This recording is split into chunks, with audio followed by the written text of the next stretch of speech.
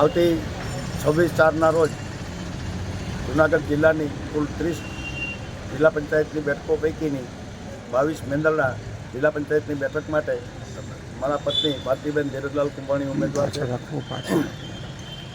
અને 27 સાસણમાં મેંદરડા તાલુકા જિલ્લા પંચાયતની બીજી સીટમાં જોનીશભાઈ ભૂસા અમારા ઉમેદવાર છે. આ બંને સીટો અત્યારે કોંગ્રેસ પાર્ટી જંગી બહુમતીથી જીતી રહી હોય એવો પબ્લિકના આશીર્વાદ મળી રહ્યા છે અને ખૂબ જ અંતઃપૂર્વક મતદારોનો પણ આશીર્વાદ મળી રહ્યા છે. વડીલો પણ ખૂબ આનંદિત છે.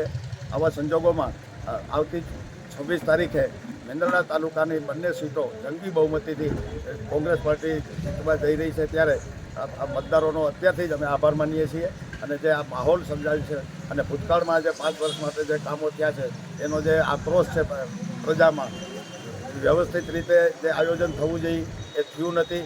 અમારા તાલુકામાંથી પ્રથમ વખત જિલ્લા પંચાયતના પ્રમુખનું પદ મળ્યું પરંતુ એનો પણ કોઈ લાભ અમારા તાલુકાને મળ્યો નથી.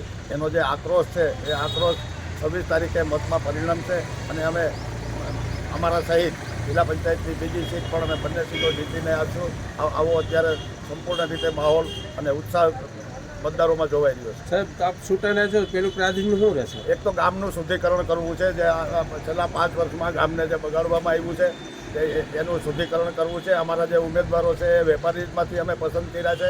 જે દાદાગીરી અને કારણે જે સારા માણસો મેંદરડામાંથી ચૂંટણી લડવા ઈચ્છા નહોતા ધરાવતા એવા ઉમેદવારોને અમે આ વખતે બજારમાં લઈ આવ્યા છીએ અને ભવિષ્યમાં પણ સારા માણસો ચૂંટણી લડે અને સારા માણસોથી જગ્યા ભરાય એવા અમારા પ્રયત્નો રહેશે. કેવું બગાડ્યું છે ગામને? ખૂબ જ બગાડ્યું છે સાહેબ. કોઈ પણ પ્રકારની અત્યારે કોઈનો કંટ્રોલ નથી ગામ ઉપર.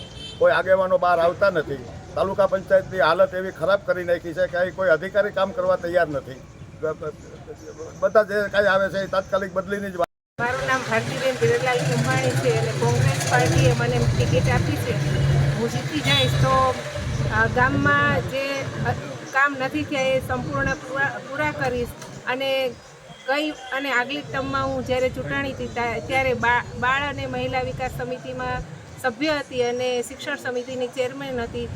એટલે અમારા જે કામ કર્મચારીઓ અને પબ્લિકે જોયા છે એ જોઈને અમને પબ્લિક મત આપશે એવો મને આશા અને વિશ્વાસ છે. પણ મારા ઉપર 1 રૂપિયાનો ભ્રષ્ટાચારનો આક્ષેપ ન કરી છે. સામે પક્ષે તાલુકા પંચાયત અને જિલ્લા પંચાયતમાં ભ્રષ્ટાચારની પરાકાષ્ઠા છે. કોઈ પણ સારો અધિકારી અને નોકરી કરવા પણ રાજી નથી રહ્યો. એટલે હવે તંત્ર બેકાર થઈ ગયું છે. વિકાસના નામે સંપૂર્ણ મીંડું છે ને અધિકારી સાથે મળી પોતાના ખીચા ભરવા સિવાયની કોઈ રમત હાલતી નથી મેંદરડા.